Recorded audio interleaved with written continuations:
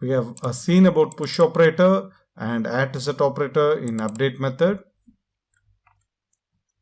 Now let us see two more interesting ones using push, and similarly position is to specify where the values are added in the array. So let us see both of them now. We have used push for adding a single value to the array and it added duplicate values that we know. So now let us see how to use each modifier so that we can add multiple values. To add each modifier to push, we just need to take out this single value and change that to a multiple one. So we have the each operator. The each modifier. Can see each described here. Can easily understand the syntax of that. So let me do the same now. Each, and then it's very easy. I'm going to specify here 11, 12 and 13. So this needs to be added to every array.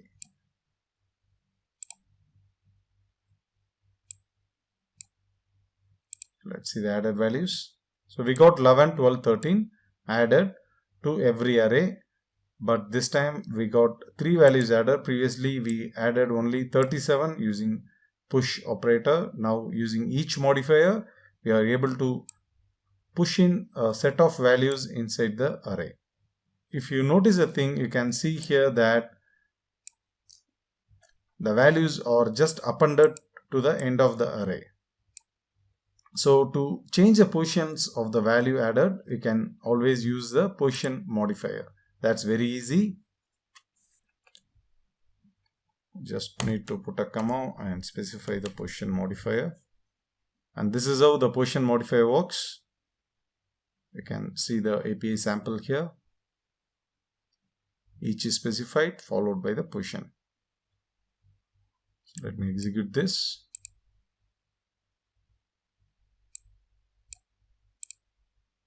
You can see the new set of values 11, 12, 13 added to the position 0. That's the starting position. This is the same case for all the documents. That is because of multi-true. So if you change a position to position number 3 and with different values, 15,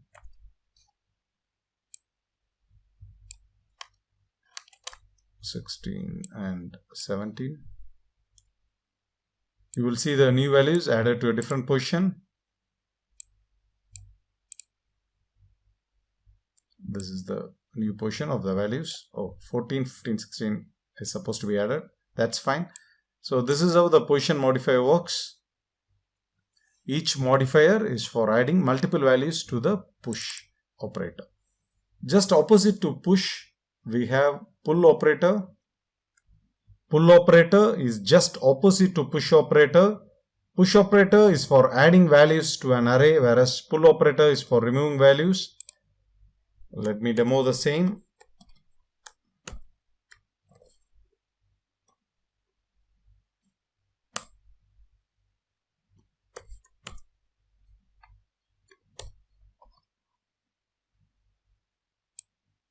This is going to remove 37 from the first array. I haven't gone for the option of multi-true. So this will remove 37 from the first array. Let's see that. So matched and modified is 1.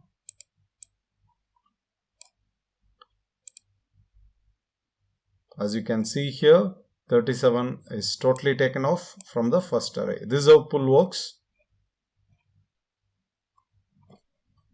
Now let us see about pop. Pop is also used for removing, but it works in a different way. Pop is for removing the first element of the array or the last element of the array. We have seen about pull operator. The next one is pop operator. Pop operator works similar to pull operator. Only difference is it will be able to delete only the first element or the last element of the array. If you specify as -1, it removes the first element, whereas 1, it removes the last element of the array. Let me demo that. in our array, the first element is 11 and the last element is 13. So to remove 11 using pop operator, we just need to specify the value as 1. $pop, you can see here the API description removes the first or last element of an array. So pop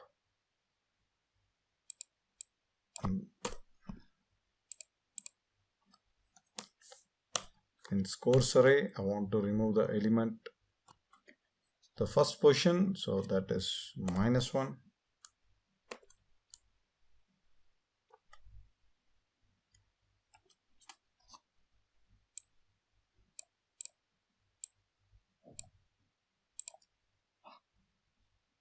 So modified is 1. So let me select it.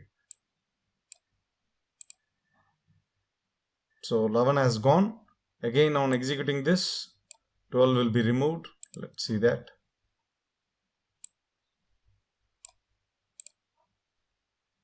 So 12 is gone. So if you alter this to 1, it will remove the last element, that is 13.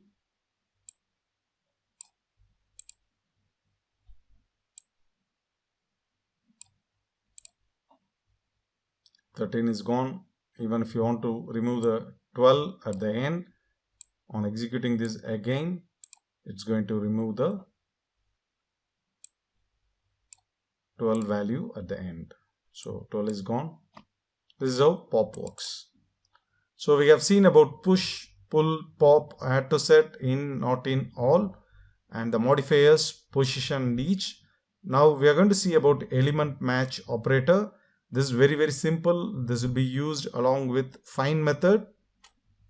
This is used for searching an array with element, at least one element that will match the searching criteria provided by the element match. So it will look for the arrays with at least one element that will match the searching criteria provided in the element match. Syntax is very simple. So we'll be having a find query. Under that, we need to specify which is the column we are going to select. I mean the field we are going to select, followed by the element operator. So this is the element match operator. So read the API over here. Selects a document if element in the array field matches all the specified element match conditions. Example is given here.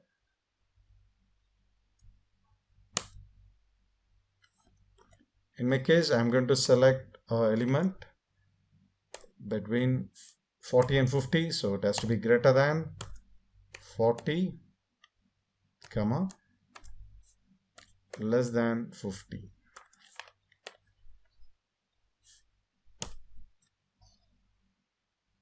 So the brace matches, this one matches, this one matches. I think I have an extra brace over here. Let me take it out.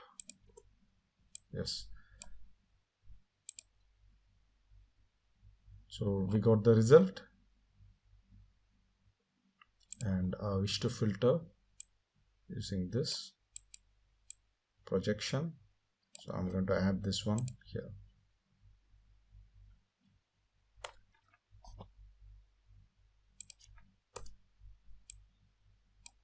So that I'll be seeing only the arrays.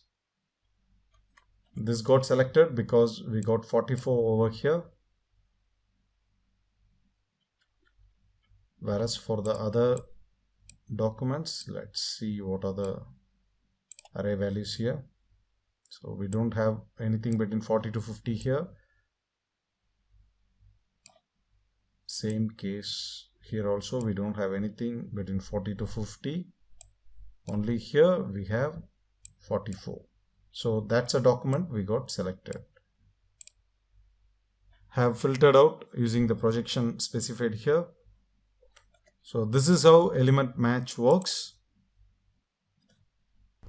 Now let us see different operators with arrays. We'll be starting with in, not in, and all. From the name itself, we can understand its functionality. In is for checking inside an array, and this is for opposite to in, that is not in the array, and all is for the complete array checking. I'll be using the same students example so that we can understand the things easily. So let me see only the scores data first, and the ID value is 0. This is our query. So we can see only the scores field listed here. We are going to search in this scores field.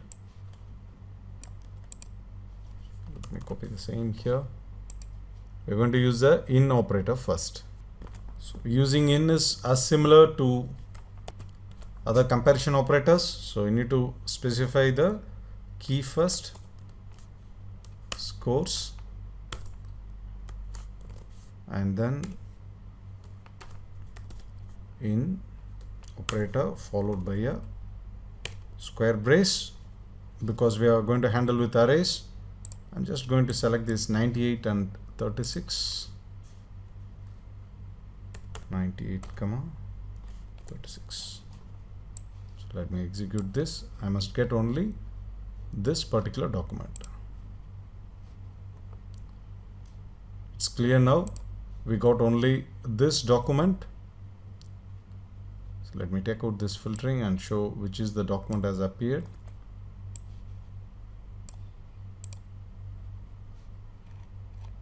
So this is how the in operator works. Not in is just opposite of that. You just need to specify any in over here. So we must get two other documents which don't have this value. So we got the other documents which doesn't have this value. So that is a purpose of not in, whereas in is totally opposite to this. If you want to see the API description, just keep your cursor over here and it displays the details. If you take the in case, there is one thing you need to note about, that is it fetches all the documents which has at least one of these values. So if I specify 66 over here, it must also get this document. So we got two documents, this has 66 and the other two values are present over here. But all works totally different.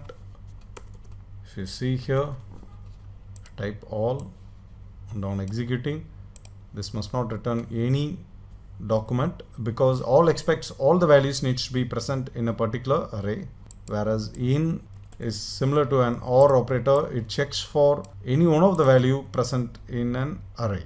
Even if I add here the values which is not present, in will work. So we got the same result, but this is not the case for all. All needs the content to be exactly matching with the array. So for example, let me select this 78, 88 and 66.